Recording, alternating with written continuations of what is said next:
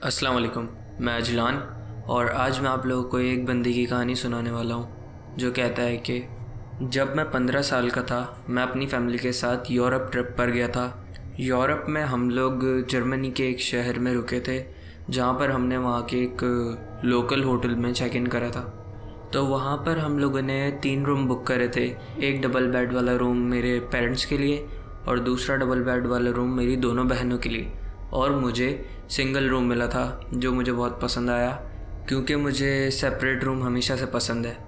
मगर जहाँ पर हम लोगों को रूम मिला था मुझे और मेरी बहनों को, वो हॉलवे का एंड था बिल्कुल, और हमारे पेरेंट्स हॉलवे के स्टार्टिंग में थे।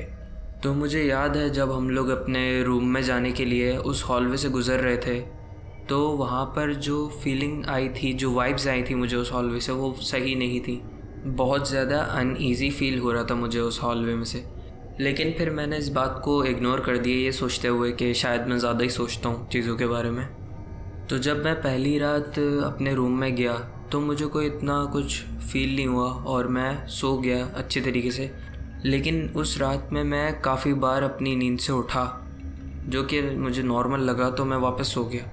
फिर दूसरे दिन जब हम सब ब्रेकफास्ट करने के लिए एक जगह पर जमा हुए तो मेरी बड़ी बहन बताती है कि उसको भी उस हॉलवे में से सही फीलिंग्स नहीं आ रही थी और उधर से जाने से उसको डर लग रहा था। तो जब मैंने ये बात सुनी तो मुझे भी याद आया कि कल रात को जब मैं उधर से जा रहा था तो मुझे भी ऐसी सेम फीलिंग्स आ रही थी। लेकिन ये बात मैं उस वक्त किसी को बताता नहीं हूँ कि मुझे भी ऐसा लग रहा है कुछ।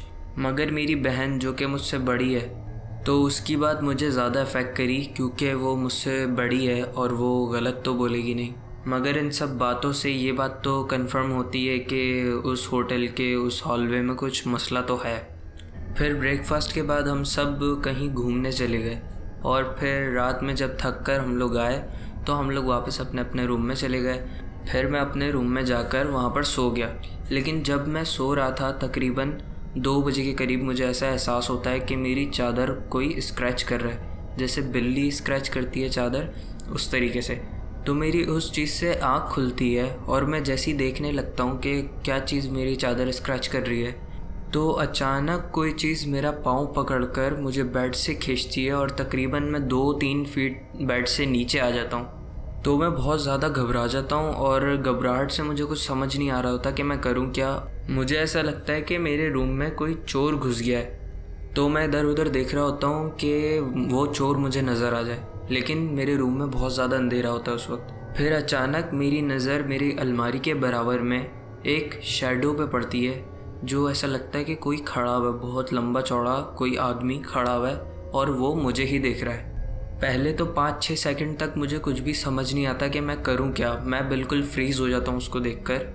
मगर कुछ देर बाद वो शैडो मेरी तरफ बढ़ना शुरू हो जाता है और मैं उसको अपनी तरफ बढ़ता देखकर मैं बहुत ज़्यादा घबरा जाता हूं और डर जाता हूं। मैं चिल्लाना शुरू कर देता हूं और मेरे को समझ नहीं आ रहा होता मैं करूं क्या। फिर मुझे लाइट का स्विच दिखता है तो मैं उसकी तरफ भागकर फ़ौरन लाइट ऑन करता हूं तो देखता हूं कि मेरे रूम में कोई भी नहीं है। मेरे रूम की विंडो, गेट सब लॉक था और वो जो आदमी खड़ा था वो अचानक गायब हो जाता है। जिसको मैं अभी तक चोर समझ रहा था वो कुछ और ही चीज़ निकलती है। तो अब मैं अपने ही रूम में फंस चुका था क्योंकि मुझे अब बाहर जाने से भी डर लग रहा था क्योंकि बाहर हॉल है और हॉल में वैसी मुझे अलग फीलिंग्स आती हैं, तो मैं बाहर भी नहीं जा सकता था अपने पेरेंट्स के पास। मैं अपना रूम अच्छी तरीके से चेक कर ब्लैंकेट में छुप कर लेट जाता हूँ और अपने रूम की लाइट ऑन रहने देता हूँ। लेकिन ऐसा करने से भी मेरे अंदर का वो डर गया नहीं होता है और मुझे ऐसा ही लग रहा होता है कि अभी भी वो चीज़ वहीं पे खड़ी हुई है, लेकिन मैं उस तरफ देखता नहीं हूँ। उस रात मैं बिल्कुल भी नहीं सो पाता और मैं सिर्फ सुबह होने का वेट कर रहा होता हूँ। जब सुबह होती है हम सब ब्रेकफास्ट करने के लिए एक साथ बैठते हैं तो मेरी बड़ी वाली बहन बिल्कुल चुप होकर बैठी हुई होती है, किसी से बात नहीं कर रही होती और खामोश होती है।